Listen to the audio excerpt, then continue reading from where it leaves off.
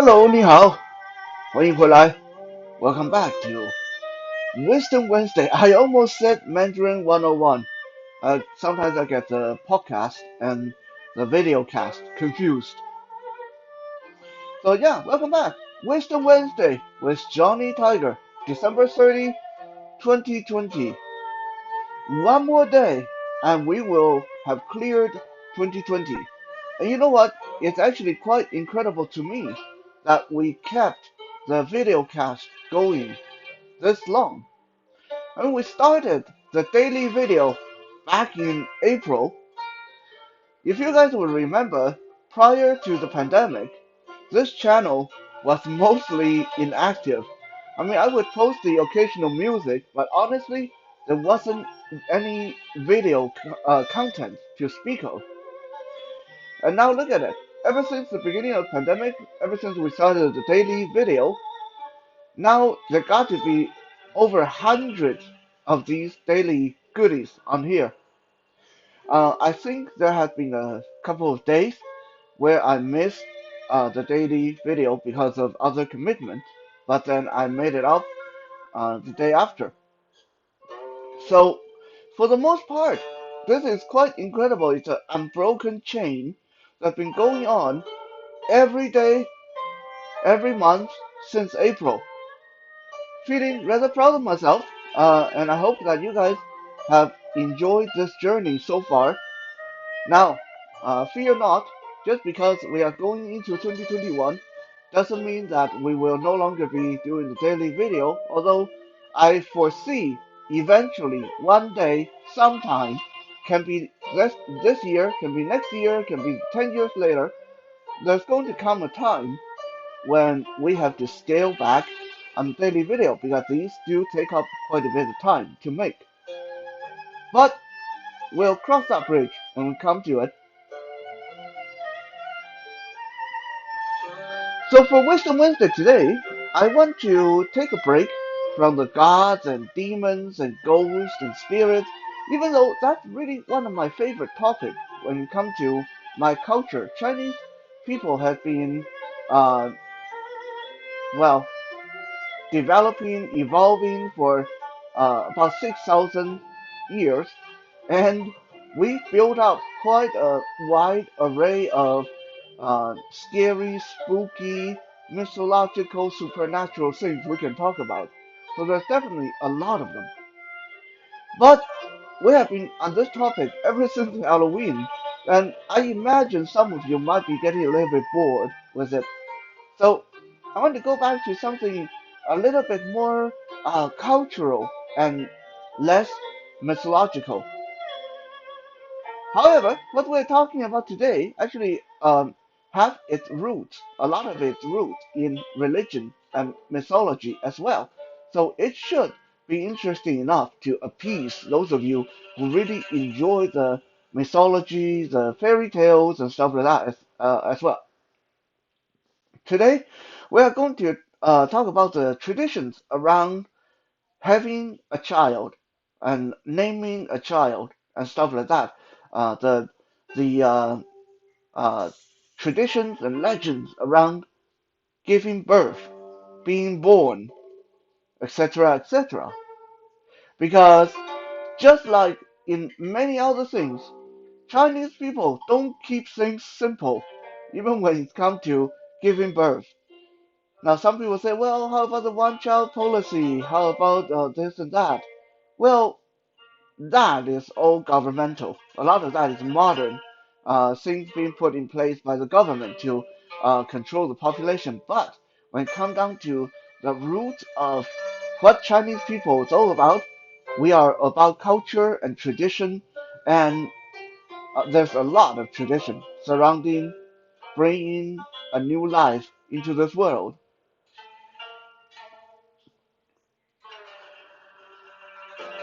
In Mandarin, a child is called 小孩, 小孩. That's Xiao, 小, and Hai, Hai, means little child. A lot of parents will still refer to their grown children as 我的小孩, my child. when talking to their friends, which annoys me to no end, but doesn't seem to uh, make sense to my parents when I complain about it. But anyway, that's another topic for another day. Having a child, giving birth, is called 生小孩. Now the word 生, S-E-N, 生, it's actually quite interesting because if you just look at the word 生, it means to grow, or it's a word for life. 生命is life. So to give birth is literally life, to give life, to continue life.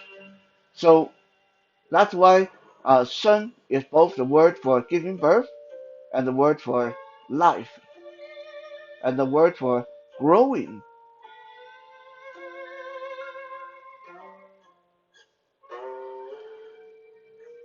Let's start with when you want a child. Now, obviously, you got to get married. At least back then, you had to. Although there were definitely a lot of children being born out of wedlock. Chinese people were very raunchy and sexually active, especially at an early age. In the old days, and this, when I say the old days, I'm not even talking about thousands of years ago. This is this was still true up to 1940.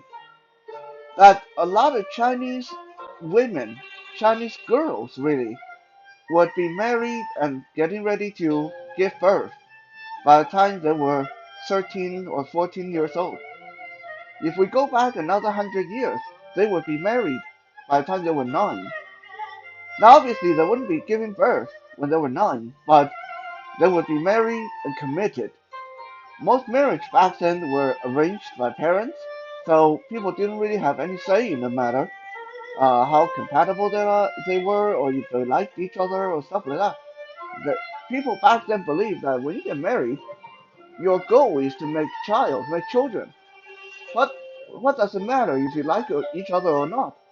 Love's got nothing to do with it. As long as you have the ability to make a lot of children, that's okay.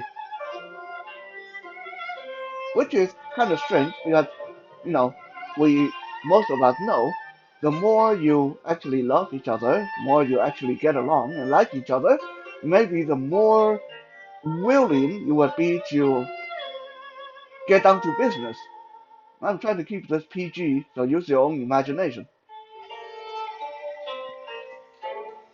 But regardless, so the first part is pretty standard, pretty conventional. You get married, you get together.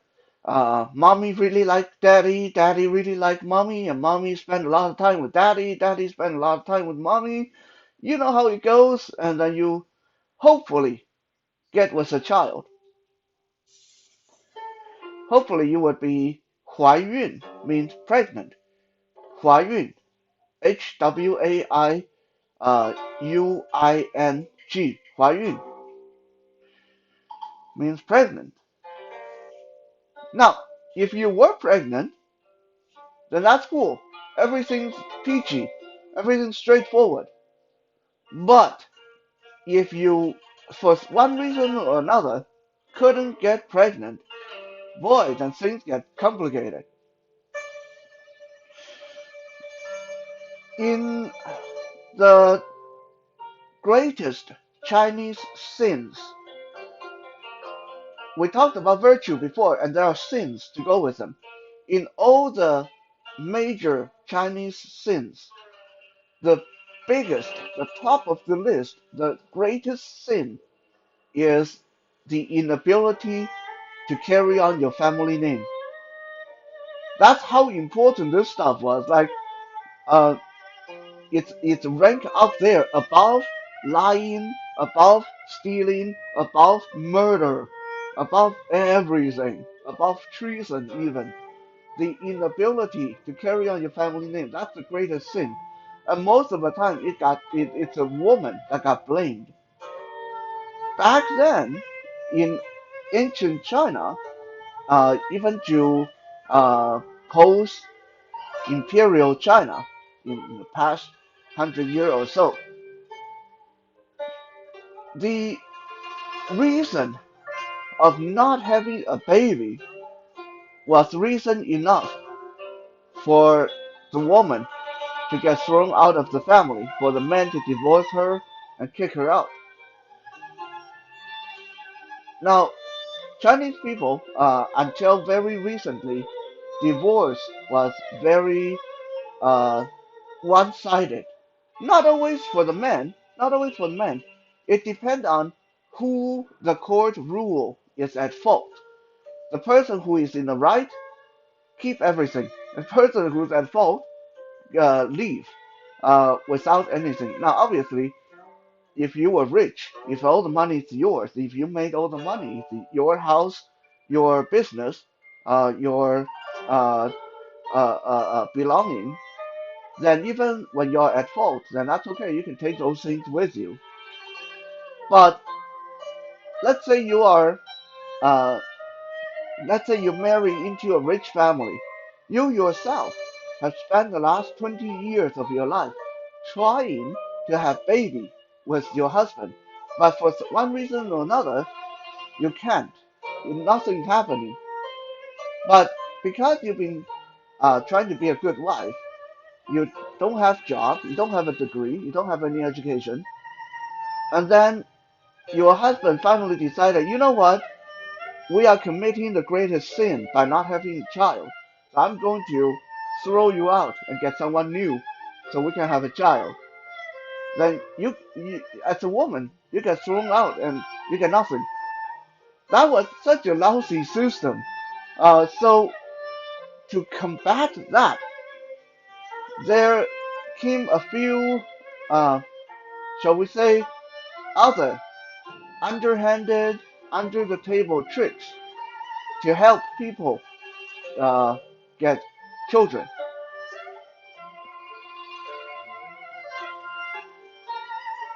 Now, obviously, people back then didn't quite have the technology and medical know-how to know that, well, sometimes when you're not with child, it's not the woman's fault. Sometimes it's the man's problem. I mean, they kind of knew that, but they were very reluctant to admit it, and there was no way medically to prove one way or another. So it usually got blamed on the women. So some very wise people came out with a rather underhanded, rather disturbing backdoor way to go get around this. So in ancient China, if you are a woman and you are running the risk of getting tossed out of the family because you just can't get with child, one thing that traditionally women would do is they would go pray alone at a temple. They would seclude themselves in a monastery, in a temple, and not we're not talking about a nunnery. It has to be a temple, a monastery with a lot of monks. But these women who are desperately in need of getting pregnant so they don't get divorced would say, I'm going to go seclude myself and in this monastery for 3 months to pray to the Buddha or pray to the Jade Emperor every day so I can get with child. And surprisingly, or maybe not too surprisingly, many times they would end their 3 months pilgrimage, shall we say. They would come home, and very soon they would start to show sign of being pregnant. Now, again, I'm trying to keep this PG, but you can use your own imagination, and I know it's disturbing, but it makes sense. Monks. What were the monks and nuns there to do? They were there trying to help people. They were doing their best trying to help people. But you got a whole monastery, maybe 200, 300 monks, a lot of them very young, very virile, because they've been celibate all that long. And here comes this lady who desperately needs to get with a child, otherwise she's going to get thrown out of the family and end up living on the street. Yeah, like I said, use your own imagination. I don't want to elaborate on that. Uh, no. So that is one of the backdoor way people found around this. And interestingly enough, because there no DNA test, back then there's no even real way to test like when when did the conception really happen. So most husbands, even if they suspected what was going on, they would eventually just ignore their suspicion and pretend the child was really there because you know we weren't getting any child. So now that we finally get one, I'm not going to look a gift horse in the mouth and mess it up for my family. Not to mention it would be a big scandal if I make a fuss about it. So a lot of husbands end up just taking that as a sign from the God. My wife went to spend 3 months at the monastery, and now we have a child. That's that. In some really, really rich family, they would do the same thing, but slightly different. Some really rich family, since they didn't want to suffer, like go live in a monastery in poor condition with mediocre food and stuff like that. They didn't want to go through that, so they would bring the monks to them. Some really rich family, if let's say they've been trying for a child, but nothing happening, then the wife will say, I want to hire the monks to come and pray at our home for 3 months. For every day, a group of monks would come and they would stay here for 10, 20 hours. The husband would be out working the land or doing whatever business he doing, and the wife would be home, uh, making sure that she is praying with the monks, praying, praying. Yeah, that's all they did. Hmm. Anyway, you get the picture. So monks back then were definitely very, very helpful in the procreation, the establishing the next generation in Chinese history. Another interesting little tradition that women would do that sort of run along the same line was called lassoing a child. What is this? Lassoing a child is, let's say you're a woman and you desperately need to have a baby, but for some reason you can't, then you would establish contact with one of the monasteries, one of the temples, but it can't be just any temple. It has to be the temple of the godmother, the queen godmother. So the wife of the Jade Emperor, her temple, or the temple of the goddess Nuwa. We talked about Nuwa before in the Fox episode. So you go to one of these temples, and they would kick all the other people out, including your husband. It's just you and the monks in there. And the monks would uh, put little clay, little ceramic babies all over the temple. Okay, so it's like an Easter egg hunt.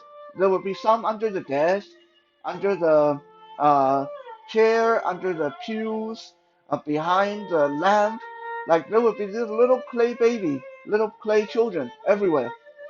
The monks would hide them, and they would give you a string, like a string with a loop at the end. So you literally have to practice this at home. It's not that easy. Uh, some of you might have gone to the playland before and throw rings and see uh, what toy. You can get your ring around and you can claim that toy. It's the same idea. So you're given this string with a loop at the end. You can only attempt to lasso every clay doll once. You can't try again if you fail. You have to move on to the next one.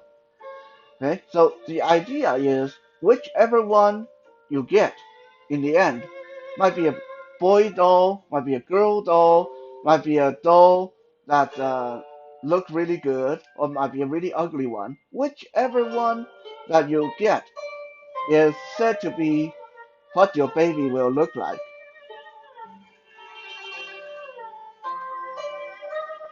So a lot of time, again, very interestingly, women that go to pay these uh, uh, pilgrimage to go and lasso the baby in the monastery, come back and a few days later, a few weeks later, they show signs of being pregnant. Again, it just them in there with the monks, so we can just guess, surmise what happened there. But anyway, interesting little tradition with lassoing the baby. Anyway, really getting disturbing. So we're just going to move along and go on. So, okay, never mind where the baby came from. Now you're finally pregnant, and the entire pregnancy is basically very straightforward. Healthy diet, and no drinking, no drug, no smoking, all that stuff. When it's time for you to deliver your baby, Chinese people are very sexist in that they will exclude all male from the maternity ward. So when you're giving baby, it's not like here in Canada where the father can actually be in there or be outside watching, waiting. No, they'll kick you out in Chinese hospitals. Go home, we'll call you. So they believe that giving birth is all up to women. It's women's privilege, women's job. So it's usually the mother-in-law or the mother that's going to be in there giving support. Father's not allowed in there. After finally giving birth, the women in China and Chinese culture enjoy what we call the 1 month of sitting around and doing nothing.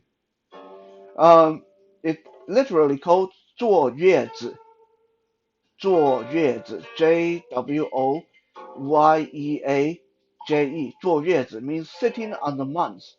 This is said that in the old days, because medical supplies were not sanitized and stuff like that, a lot of women would be really weak, if not dead, after giving birth. So they get a whole month to be pampered on. This is a month when women don't do anything but laying in bed, eating all the food they can, drinking all the soup and tea they can, and they don't need to do anything. Like this is a 1 month in a woman's life when the husband cannot raise his voice, mother-in-law, father-in-law cannot criticize. Everything have to be about that woman. She gets treated like a princess as a month after giving birth.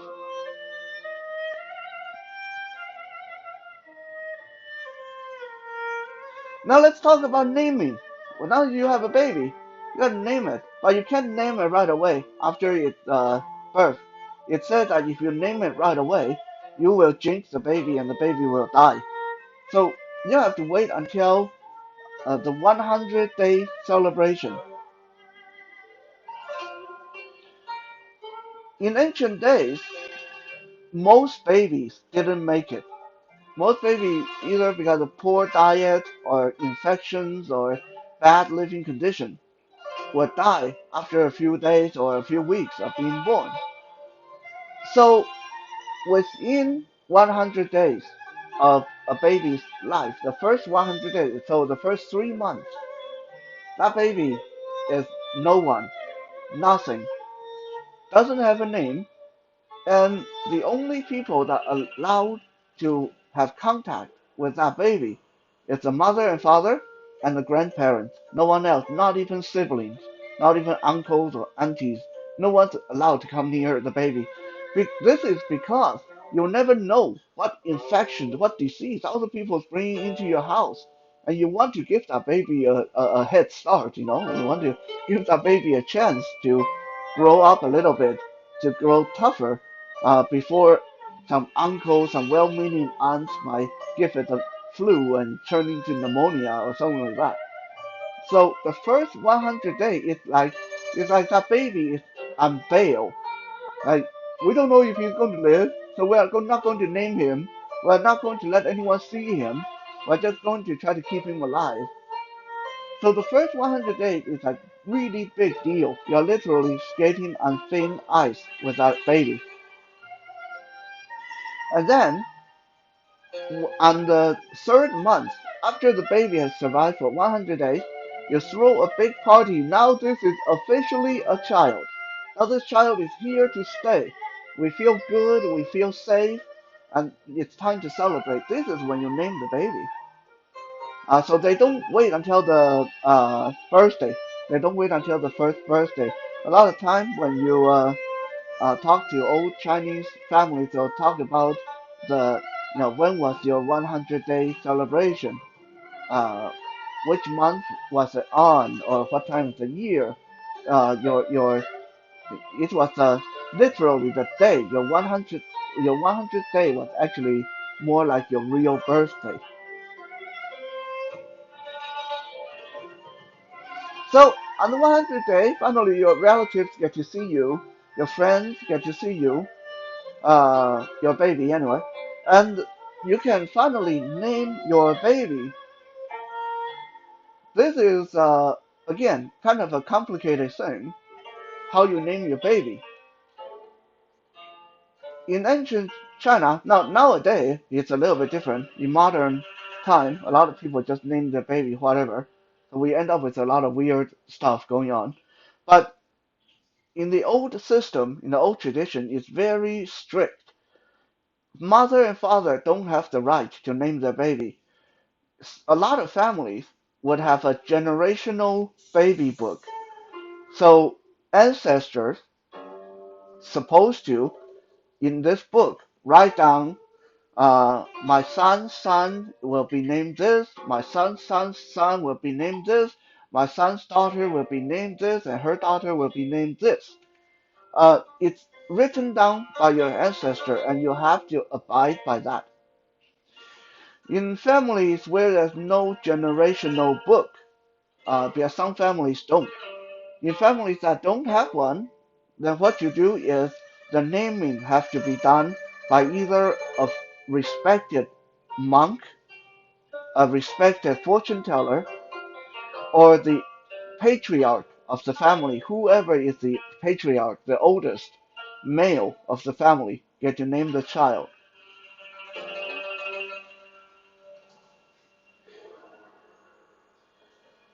And when it comes to the name itself, if you talk to enough Chinese people and learn their real Chinese name, you'll find that a lot of Chinese people hate our real Chinese name because we get named really weird or really degrading stuff like Hammer Wong or Doggy Lee or Donkey Wong, something like that. Like it's really degrading.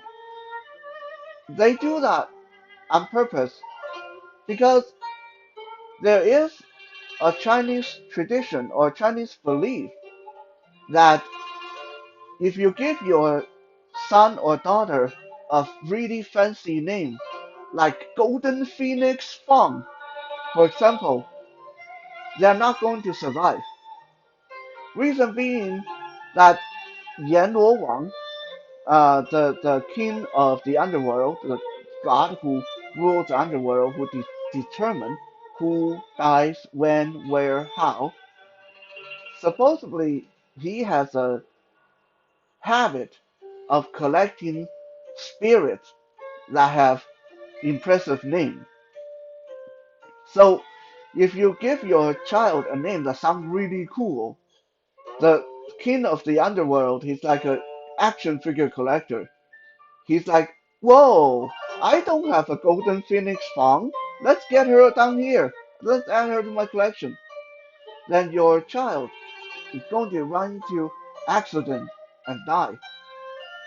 Now, if you name your child something like Donkey Fong or Ugly Dog Fong, the king of the underworld, that ugly dog, the ugly dog, I, I don't want an ugly dog. I already have a lot of Donkey Fong. I don't need that one. They'll overlook your child, so your child will grow up in peace. So Chinese parents don't name their children with wacky, degrading names because they hate their children. They do it because they love their children. They want their children to be able to survive and not get called to the underworld because their name sounds too good.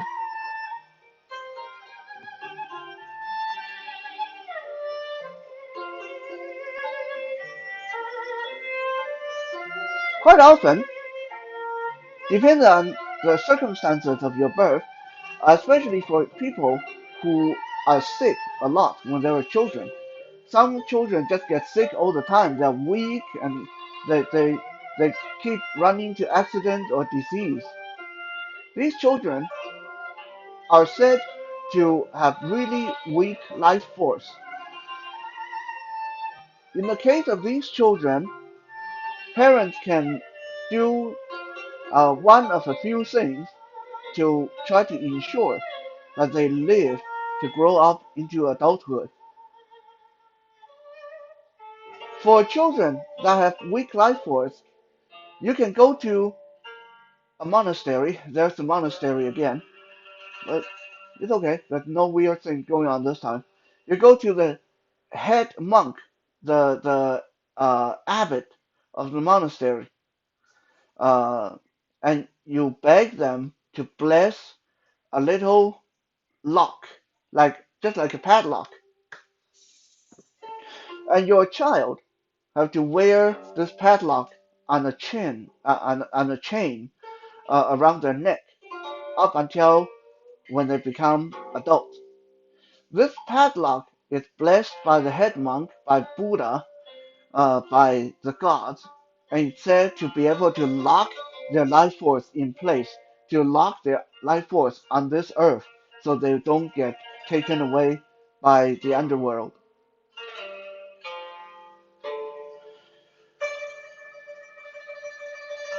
Some people also get a little bell blessed again by the head monk, and they will make their children wear this little bell on a bracelet on their wrist or in their hair.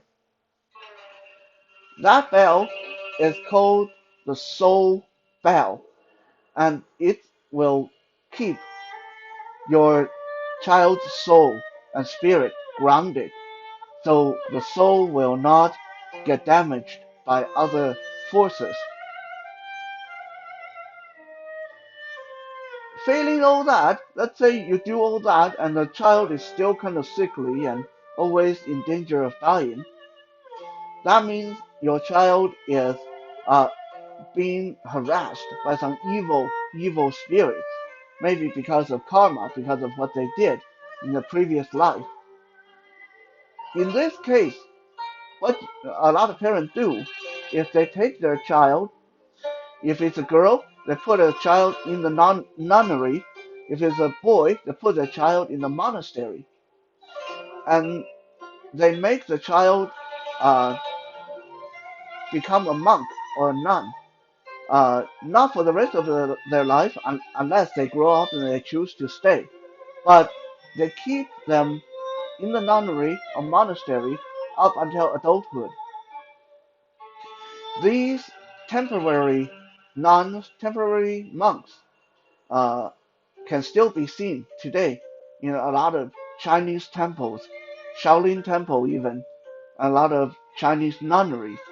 And if you ask every one of them, they will tell you they are here because they were sick a lot and their parents thought that by keeping them close to Buddha, keeping them close to the gods day in and day out, was the only way to ensure that they would live to grow up to be adults.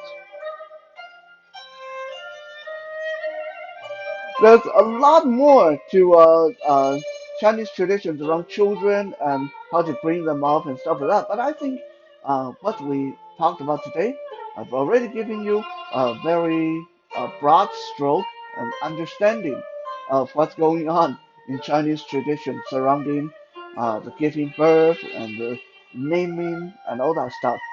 So I'm going to thank you for checking out today's Wisdom Wednesday. We'll be back again tomorrow for Toys Thursday. For now, have a good night and 再见。